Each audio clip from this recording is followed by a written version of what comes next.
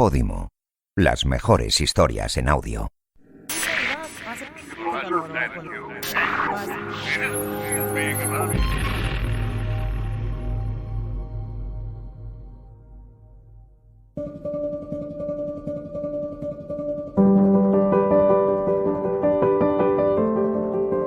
Esto es Sintonías Infrecuentes, un podcast exclusivo de Podimo y la Fundación Felipe González, producido por Osmos Global.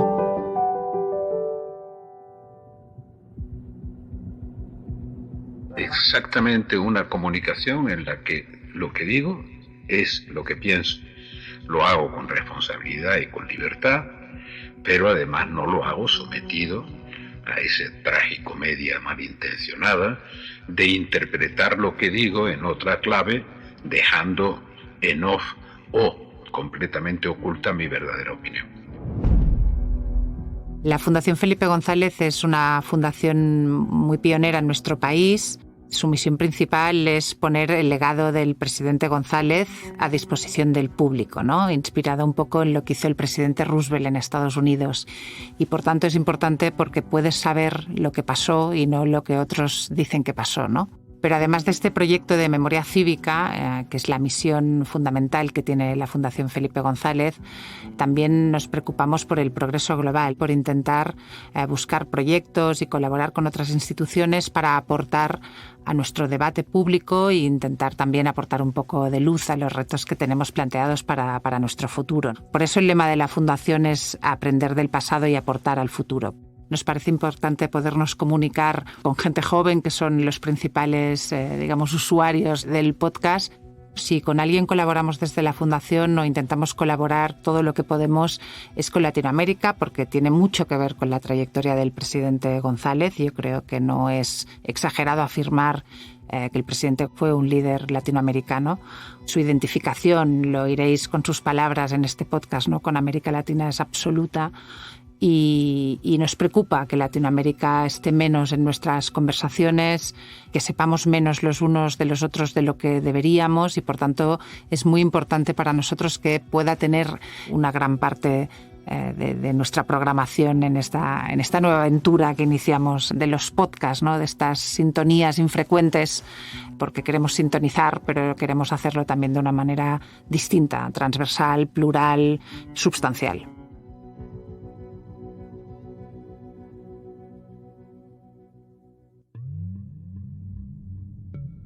¿Cómo estás, presidente? Yo sé que me está un poco mal decirlo porque trabajo ahí, pero es verdad que eres el primer presidente y expresidente español que ha hecho una fundación para poner tu legado a disposición del público, ¿no? Y hacerlo además de una manera muy moderna, porque es un legado que está a disposición de todo el mundo a través de un clic, ¿no? Y yo creo que hoy hacemos un paso más, que es hacer esta serie de podcast para llegar a audiencias distintas, para hacerlo con la voz, ¿no? Que la voz es cercanía, es empatía y, por tanto, insisto, poder hacer que la gente escuche y que le parezca útil todo lo que tenemos a decir, ¿no?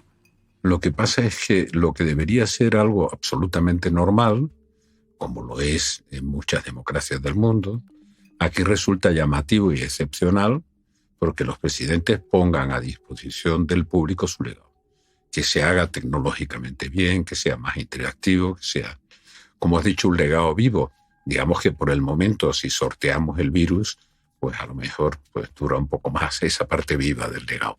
Pero bueno, no es realmente el mérito mío, es ponerlo a disposición. Y mi resistencia, que el público no la conoce, es que me cuesta mucho trabajo meterme en los archivos yo. Es una conversación con el viejo Bush, siempre. Pero bueno, para mí hay un motivo personal interesante en esta experiencia que estamos haciendo ahora. En esta sociedad de la red y en la política politiciana actual, política de vuelo bajo, lo que uno dice no suele ser lo que la gente oye. Normalmente es lo que dicen que uno ha dicho.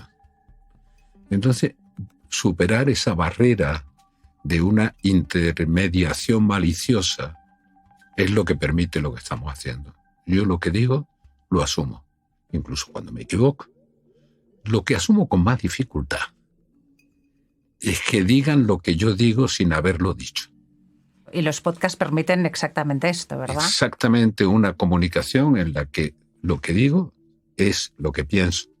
Lo hago con responsabilidad y con libertad, pero además no lo hago sometido a esa tragicomedia malintencionada de interpretar lo que digo en otra clave, dejando en off o completamente oculta mi verdadera opinión.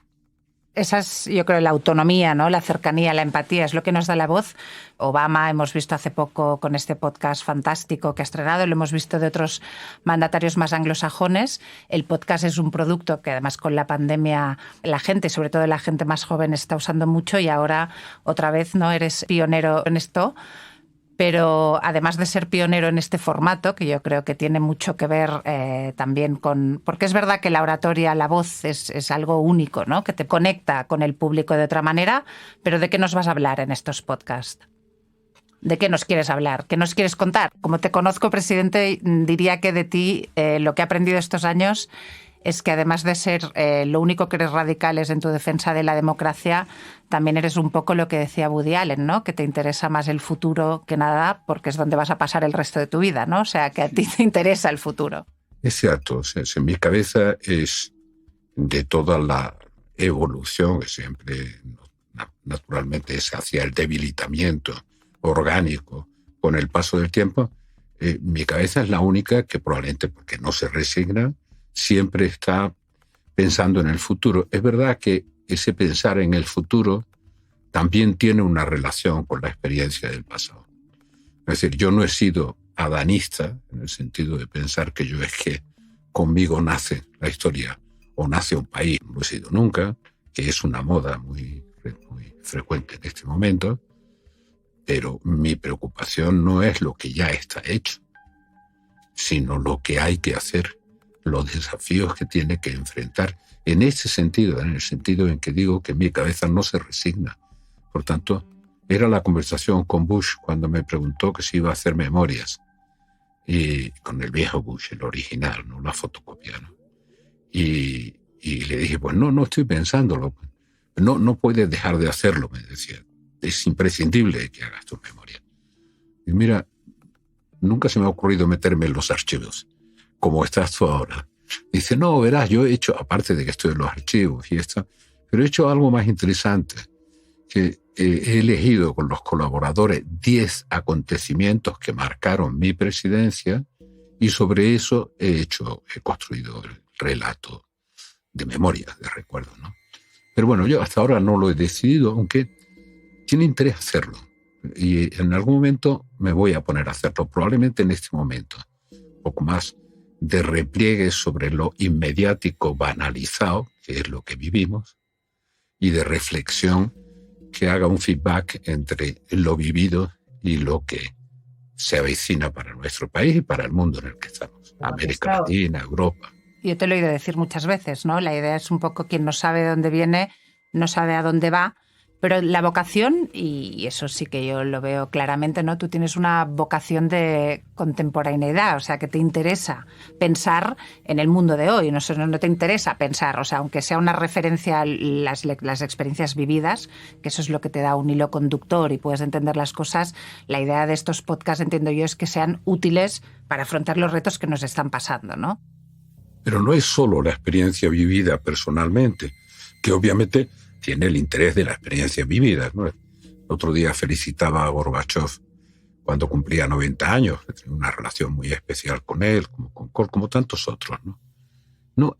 Hablo de la mochila de la historia. ¿Cuánto pesa la historia en nuestra comprensión de lo que somos? Y por tanto de hacia dónde podemos ir. Y no solo por la parte de la historia en la que uno está imbricado, su experiencia vital. La historia contemplada con mucha más perspectiva. ¿Por qué hay tantas diferencias entre un pueblo y otro pueblo vecino en una misma región que puede ser Castilla-La Mancha o Extremadura y tal? ¿En qué ha influido la historia?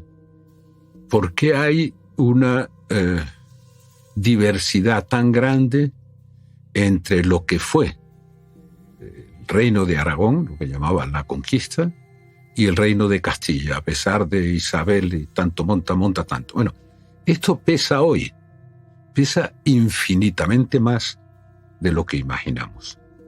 ¿Cuál es la estructura de propiedad, de relaciones sociales que se generan por esos dos experimentos de hace 500 años? Entonces, eso me interesa. Y me interesa porque vive entre nosotros, aunque no lo tengamos en cuenta. Entonces, para el responsable político con mayúscula, la historia es una mochila y la llevas puesta. El que se olvida de la mochila comete un dramático error porque cree que el mundo nace con ellos. Eso es lo que llamo adanismo. Y comete el error de perder de vista la identidad de lo que somos o la pluralidad de identidades de lo que somos. ¿Y por qué? Porque eso no se construye por un discurso improvisado. Esto viene de muy atrás. Por tanto, cuando hablo del feedback, es de mi experiencia vivida con los retos que enfrentamos y también de una cierta aproximación seria, que no sea ni mitificada ni mistificada de la historia de lo que somos. Claro, pues esto también lo he dicho algunas veces, ¿no? Es verdad que ahora es increíble, ¿no? O sea, hay un adanismo y todo el mundo quiere morder por primera vez la manzana. Es medio, hombre, es mejor aprenderla a cocinar distinto o mejor, o por eso el lema de la Fundación es aprender del pasado y aportar al futuro, ¿no? Pero yo creo que aparte de hacer esto también la idea, ¿no?, de estos podcasts, que es siempre hacerlos con alguien, con un diálogo, ¿no? Porque siempre piensas mejor y te explicas mejor cuando es en una conversación. Va a ser también con gente muy transversal, ¿no? Porque también creo que queremos combatir esta idea de que en la democracia hay adversarios, hay conflictos, y es un equilibrio entre conflictos y acuerdos, pero es que ahora estamos en un momento donde parece que el otro sea un enemigo, ¿no? Y eso, no hay nada tan poco democrático como esto. Yo creo que la elección también de pluralidad, ¿no?, de temas y de personas que nos van a acompañar ahí es también una señal. Sin duda alguna. Y eso nace además no solo de la idea de una cierta transversalidad, porque la sociedad es plural, si no, no sería unas sociedades homogéneas, no existen, son sociedades sometidas... O son pesadillas, si existen. Sometidas a una tiranía o a un despotismo o a un totalitarismo, ¿no? Son plurales desde el punto de vista de las ideas, y me importa resaltarlo, y además son diversas desde el punto de vista de sentimientos de pertenencia, que no es tan fácil someter a una racionalización, como su propio nombre indica. Pero es que los seres humanos somos un compuesto, que diría Isaías Berlin, entre razón y sentimientos. La gente que se olvida completamente la razón nos lleva a sentimientos arbitrarios, ¿no?, reconstrucción de sentimientos, etc. Pero la gente que se olvida del sentimiento es incapaz de hacerse cargo, que digo algunas veces, del estado de ánimo de la gente en función del sentimiento. Y eso niega el liderazgo político, ¿no? Claro que quiero hablar de eso. Y quiero hablar de la crisis de la democracia representativa, la única que existe, la que conocemos, y del choque entre el liderazgo democrático y esta nueva moda que invade todo el mundo democrático representativo de los caudillismos populistas. Por eso quiero la transversalidad, porque el signo con el que se levante un caudillo puede ser un signo con una bandera supuestamente de izquierda o supuestamente de derecha, pero el resultado termina siendo muy semejante. Son mucho más parecidos de los que creen esos caudillismos populistas y conducen al mismo resultado, que es un fracaso social espantoso.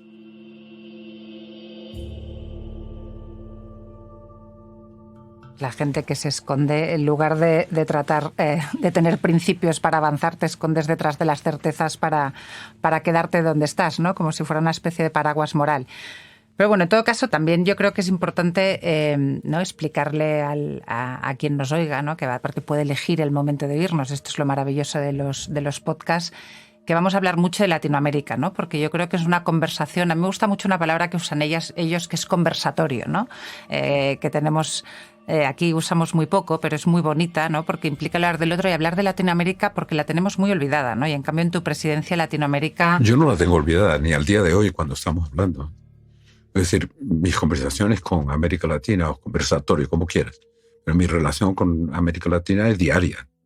No solo por la información que recibo, sino por la comunicación que mantengo. Una comunicación más abierta que lo usual. Yo no me resisto a tener comunicación tribal. Y América Latina, para mí, ahora tiene la importancia que una anécdota puede poner de manifiesto. Una vez estábamos varios discutiendo con Carlos Fuente. Para Carlos Fuente, el problema de la identidad ha sido siempre un problema apasionante, ¿no?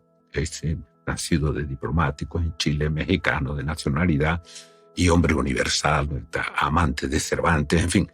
Bueno, siempre el problema, la búsqueda de la identidad y de la mezcla de influencias para conformar una identidad era una pasión. Y yo le decía, el problema de la identidad, Carlos, es que es inaprehensible. Uno no sabe en qué fundamentarla. Tú tratas de racionalizarlo. Y había un argentino maravilloso que fue el que escribió aquello de Santa Vita, ¿no? Que le dice, mira, Carlos, tú como mexicano tienes siempre un problema de saber de dónde venimos, ¿no? La influencia árabe, la influencia española, la influencia indígena, la influencia tal. Y nosotros los argentinos lo tenemos más claro, decía. Y hacía una broma fantástica. Nosotros sabemos que venimos de los barcos.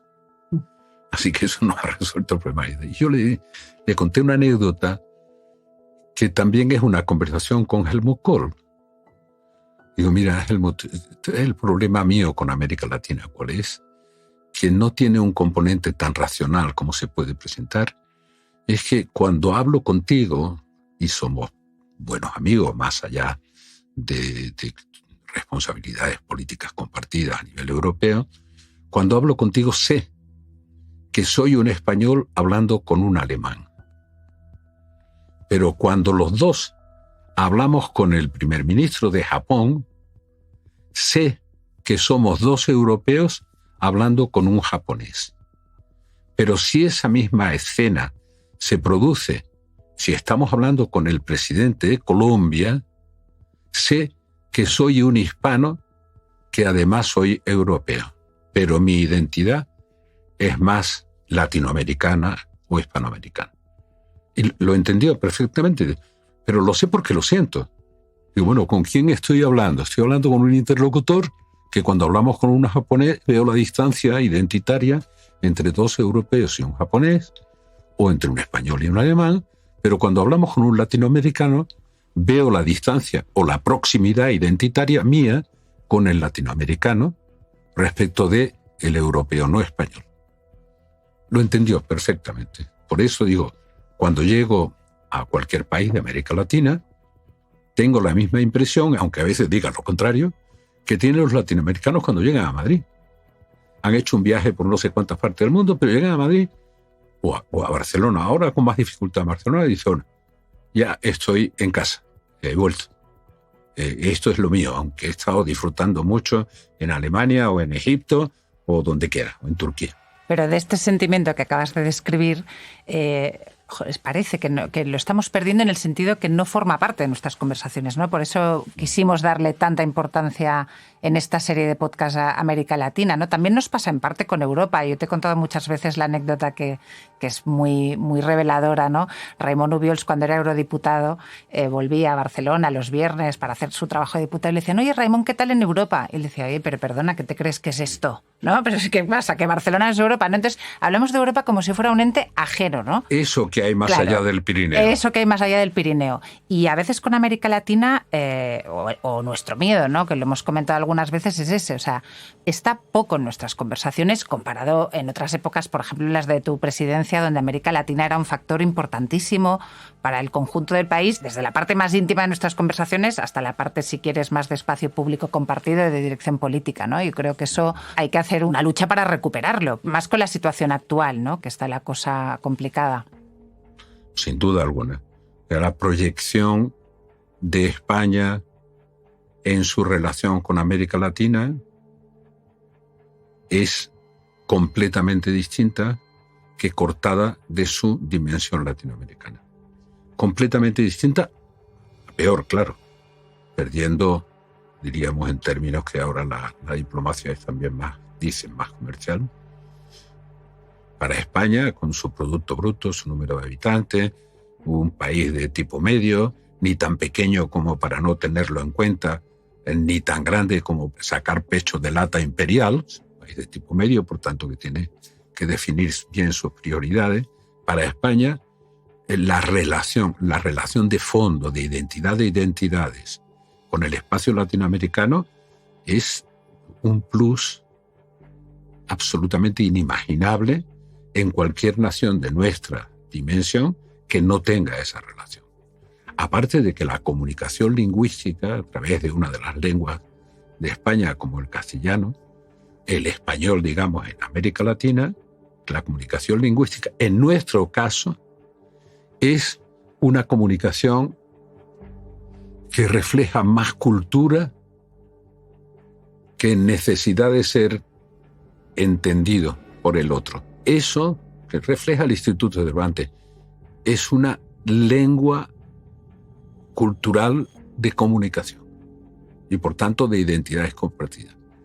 Eso ocurre menos con el inglés, que tiene mucha más potencia de fuego y está más difundida en el mundo. Pero digamos que un premio Nobel, incluso si es afroamericano en Estados Unidos, es afroamericano, no es angloamericano. Totalmente. De eso vamos a hablar, de todo lo importante y de seguir construyendo, yo creo, ¿no?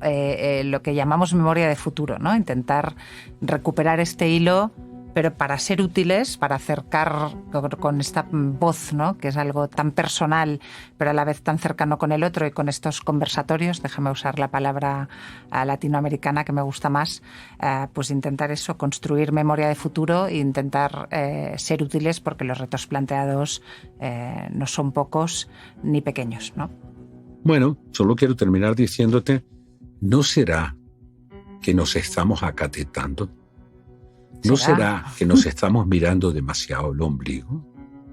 Cuando, digamos, la generación de mis hijos, de los adolescentes actuales, es la que más ha viajado, la que más Erasmus ha disfrutado, la que más ha conocido el mundo. Pero la política con mayúscula se ha ido haciendo pequeña, y el debate se ha ido haciendo interno. A eso lo llamo debate cateto, donde la dimensión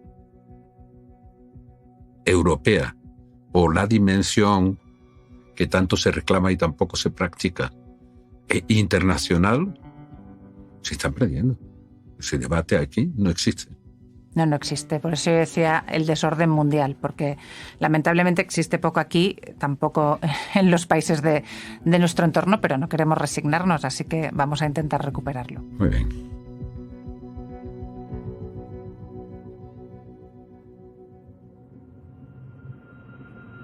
Para mí hay un motivo personal interesante en esta experiencia que estamos haciendo ahora. En esta sociedad de la red y en la política actual de vuelo bajo, lo que uno dice no suele ser lo que la gente oye. Normalmente es lo que dicen que uno ha dicho. Entonces, superar esa barrera de una intermediación maliciosa es lo que permite lo que estamos haciendo. Yo lo que digo lo asumo, incluso cuando me equivoco.